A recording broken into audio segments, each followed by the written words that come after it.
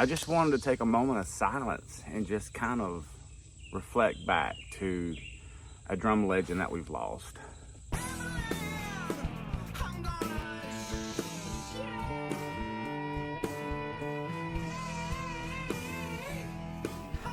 I feel like Jeff is a Hall of Fame drummer who has been recognized for their contributions to the music, the drumming community, and just so much more. And if you knew him, you knew exactly what I'm talking about. September the 6th, 2018, I sent out a message to Jeff. So, Jeff Rich, I'm getting ready to start on your Black Walnut snare drum. Here it is, fixing to put it on the mill. He asked me to send him some updates. It's gonna be great, man.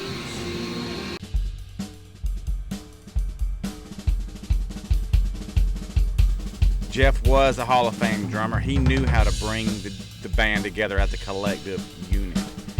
He also knew how to be one with. I feel like one that was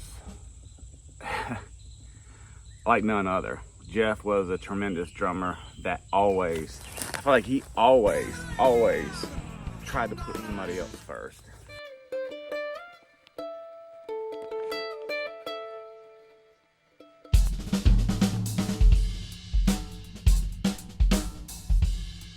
Jeff would always come over and do snare drum samples and test out the drums before we send it out, and we would make improvements, and you know, it was really an amazing thing because we just really connected. Jeff is one of the guys that I felt like he had a love for the music and a love for the craft of percussion like none other.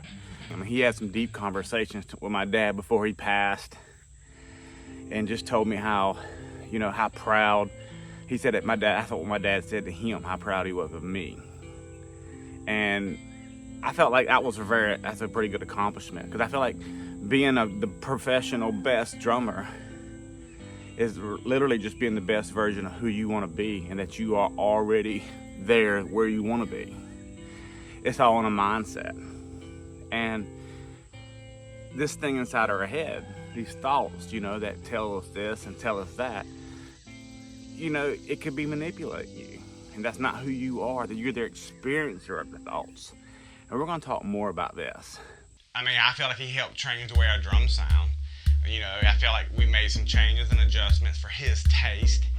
That was tremendous. He played with a lot of the big dogs. I mean, he was all over the place. And in Chicago, we met up and it went together as like a great team match. I felt like it was a great match with us, you know, because he had a vision, we had a vision, we kind of helped each other along the way. And I think that's what a true partnership is when you got two people that are willing to move and shift, you know, and that's the thing. And that's the thing when somebody thinks you're greater than, I feel like you run into issues and you run into problems here.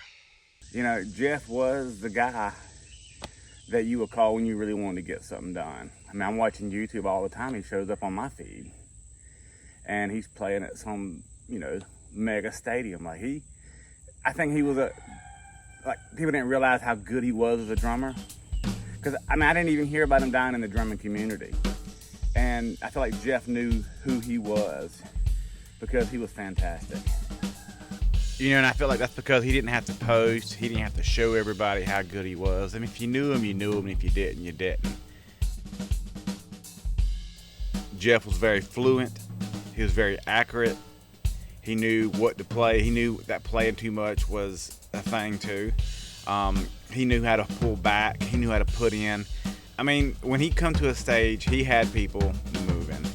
And people respected him for that. And that's one of the reasons why I valued his opinion and his advice so much throughout the years. And I'm very sad that he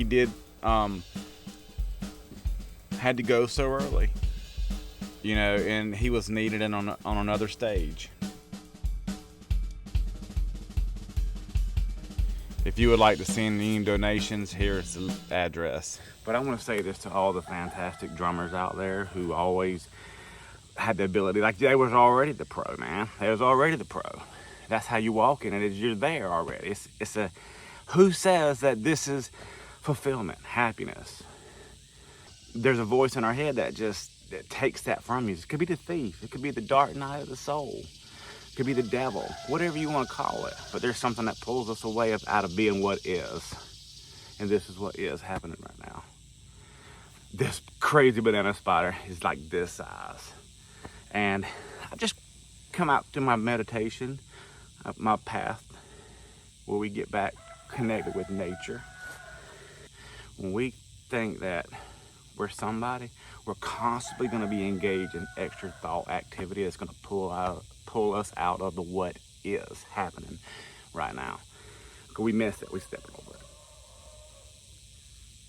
Okay, this other rooster, he's getting to that size where he's almost big enough, but not quite there yet. So I'm gonna have to do something with two roosters because they're gonna fight. And then their ego is starting to kind of kick in, is what it is. It's like, that's mine, and I can relate. We all have one. But there's something that has to be crucified. Because he said, you'll deny me 3 times before the cock crows. And I think you know what he's talking about. Because he died on a cross. He's trying to get it. He's almost there. He's fixing to start bulking up, and I'm gonna have to separate these 2 roosters, or maybe take it to the flea market. But I do know somebody that likes to cut chickens' heads off and put their bodies in freezers.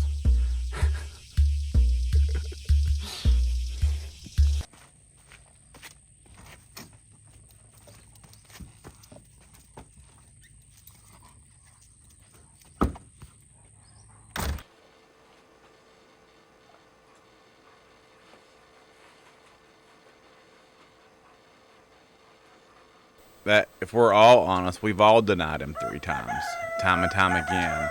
And we'll probably deny him again before you hear the cock crow. And I feel like this helps us understand the human nature. The crowing of the rooster symbolizes a waking up for Peter, reminding him that of his shortcomings to illustrate that God knows our weaknesses and he still loves us unconditionally. It also demonstrates that those closest to Jesus can fall. But God's love is evident in his patience and grace, allowing for growth and transformation despite of the failures. So when you hear a rooster crow, check yourself. So the question also was asked, why does a rooster crow? Well, it needs to establish his presence. This is his place. He's the big bad boy. He's letting you know that he's taking care of this area. And when you get 2 of them in the same area, well, they'll fight. We've got about 7 hens. We don't need 2 roosters, but I can just see it taking place here.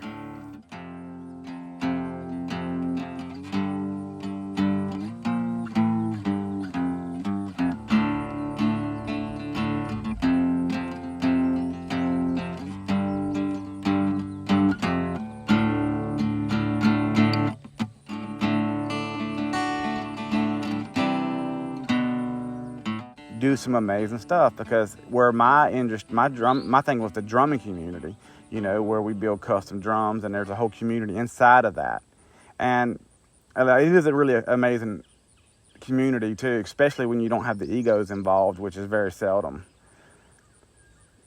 But it can be an amazing thing too. There can be an amazing thing when people can just play music, man, and be aware, because music is the one thing that you have to be aware while you're doing it. Like, you can't play music and be somewhere else. If you do, you're not going to be good, and you're going to quit playing. If you can be one with that, and you can know when you pick up some sticks, if you're one with it. You know this. You know if you pick up a guitar, you can just say, yeah, I could do this, I could see this, or maybe I've done this before. Maybe in a previous life, I could feel like maybe I used to be a drummer. And it's beautiful, especially realizing that all your family members ain't burning in a hot pit of fire in hell and continue to burn. Like, if you think about a loving God, well, a loving God, if you won't say, I won't try to trick you or manipulate you into doing something. He wants you to do it freely. And sometimes the universe will do things to make you, but my goal is to give it up freely now. Because if you wait, it may not be good. I was not sure what to do about this kit. The family members asked me about it. If you're interested, send me a message. If you're also interested in becoming one of our members, there's going to be a link in the description, and we can talk more about that there.